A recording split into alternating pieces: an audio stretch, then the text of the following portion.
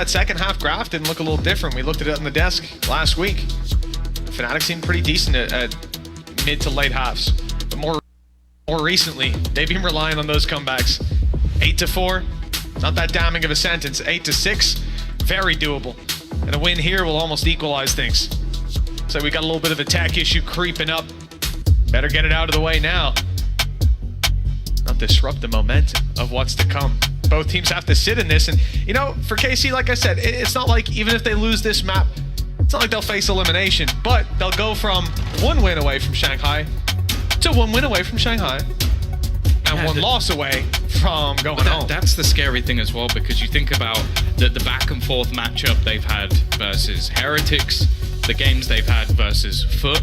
Like, these are teams that you don't want to be facing, like, especially if you're KC, because you've already had losses to both. So it is very much a scenario where pressure is on for both these teams. And although it's like, you look at percentages and you go, well, from this point, it's like 75% chance you qualifying. You know, it's a good odds, but those are tough teams. Every single team remaining is one that we could send over to Shanghai and could compete. Yeah. And I think what really hurts about it for those teams that will end up losing out the matches today is that you sit there and you realize, okay, 75% chance of us making it through. Now all of a sudden the odds change drastically, and you know it's because you failed to close out that previous series. For KC, very much the same for Liquid, who are now watching from home, knowing that 1 map result could have changed the series entirely. 1 round, 1 clutch. If Magnum had found that final one on Breeze. Granted, I'm asking Magnum to get an ace to keep them in it, so maybe there's better examples we could point to. But nonetheless, after a narrow margin of a loss, to miss out on an event like that is heartbreaking. Yeah, KC will see that start to materialize in front of their eyes if Fnatic keep rallying up these rounds. I think it's also just the difference of those two teams. Like, you've got KC, they managed to win themselves that first kickoff event. That was huge. Then they make it to an international. That was even more important to them.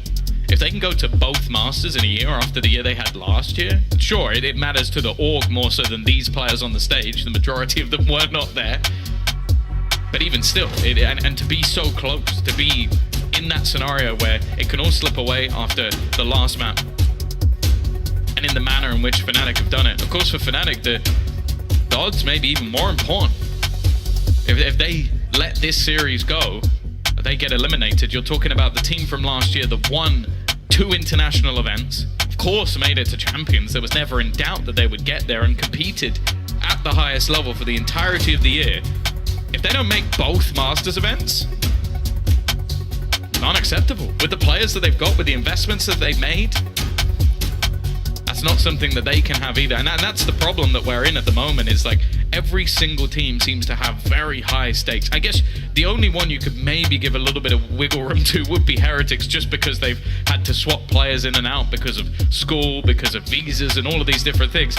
But yet now everything is coming up at the right time. They looked amazing yesterday. Yeah, I mean, this is a squad that even going to the international stage, there was a very real chance, and we heard it the other day in the post-plant that Weber, I think it was Weber and Nilzinho were on, that there was still, going into Madrid, a serious chance that Weber would have had to play. And they would have won the event. Yeah, they would have won the event, that's the thing. But this is it, like, you have a squad like that, like Heretics, who are able to consistently deliver, whether it's a stand-in, a coach playing, no matter who's swapping in and out, with Patatek leaving, and they're still able to deliver. It speaks to the system they've built, and I think that's what I've been happiest seeing the community, I think, realize that over time, that Nilzinho, I don't think his stocks were very high coming into even this stage, or more so into this year, the kickoff. Yeah. Even when they get to Madrid, question marks around it, but we've seen it from almost every player. We've seen it with the replacements. We've seen it with the coach playing. If you have a system that you can just slot a player into and they'll fit and it will work, that's a wonderful system. That's something that not a lot of teams can manage to craft for their core 5, let alone when there's moving parts there as well. I think the fun thing about this year in general has been the turn in the tide. Like, we looked at a lot of very experienced players who've been around for a long, long time, and other teams taking risks and bringing in a lot of rookies. And honestly, the teams that brought in the rookies have been the ones to excite a lot of the time. Like, you're looking, even talking about teams like BBL, who honestly should have been in the playoffs. It was brutal the fact that they weren't.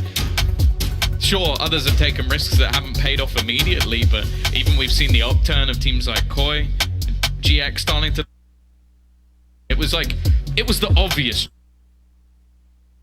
God damn, every team that like passed up getting Engers just like they must have just like punched the table 1,000 times. They've probably done more. A bonus that I wouldn't even really refer to it as such. And what they've been able to do, and what they are able to do, that we've seen KC have a lot of success with in that first half, is the death ball burst into sights. Your Martine diving in. Dirk is going to do his best cosplay. Leo showing up here on the Gecko. He was someone I mentioned in the first half.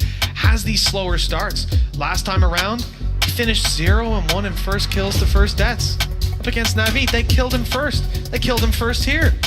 That's a terrible day for Leo. But he's popping off. Fnatic can group up. They can burst through. And this is what I'm thinking. KC, they're stewing in it. They're knowing that lower bracket is beckoning them in. And you're on the defense. It isn't somewhere I expect them to come back into things after this tech pause and say, all right, let's get this one done. Let's go fight them. Let's bring the pain, baby. No, they gotta sit back. They gotta wait. They gotta let Fnatic make those moves. And when Fnatic group up and take those pushes together, it's not an easy thing to deal with. I hope that Martine wasn't able to like maybe get a little bit of that sound, because he'd be going, he's challenging me. Yeah, I'm pushing. I'm pushing. He's challenging me to that one. Straight down bad. The podcast is over. I hope all of you subscribed. I expect plenty of extra money in my... Martine didn't want to go jumping again. And it's going to go down. There's nothing more he could be doing, and it will be Daka to finish! After kickoff, questions were asked of Fnatic that